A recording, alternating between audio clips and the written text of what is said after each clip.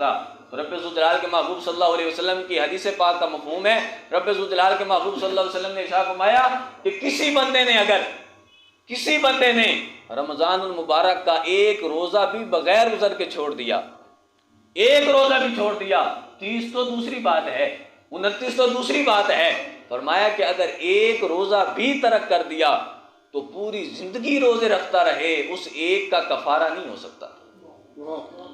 اس ایک کی جتنی شان ہے، اس ایک کا جتنا مقام ہے، تو رب ذوالجلال کبھی بھی اس کے برابر کسی اور چیز کو رب ذوالجلال نے رکھا ہی نہیں۔ رب ذوالجلال نے ارشاد فرمایا کہ روزہ میرا ہے، روزہ میرے لیے ہے، اور اس کا اجر بھی میں ہی دوں گا۔ رب ذوالجلال کے محبوب صلی اللہ علیہ وسلم نے ارشاد فرمایا کہ ایک روزہ بغیر عذر کے کسی نے اگر چھوڑ دیا تو پوری زندگی نفلی روزے رکھتا رہے، اس کے برابر نہیں ہو سکتا۔ اور حضور نے فرمایا کہ رمضان المبارک کے اندر روزہ نہ رکھنے والا کبھی بھی سعادت مند نہیں ہو سکتا۔ حضور علیہ السلام نے ارشاد فرمایا کہ وہ بدبخت بندہ ہے جو بغیر عذر کے رمضان کے روزے نہ رکھتا ہو۔ تو اس وجہ سے ہم سب پر یہ لازم ہے کہ ہم روزے رکھیں۔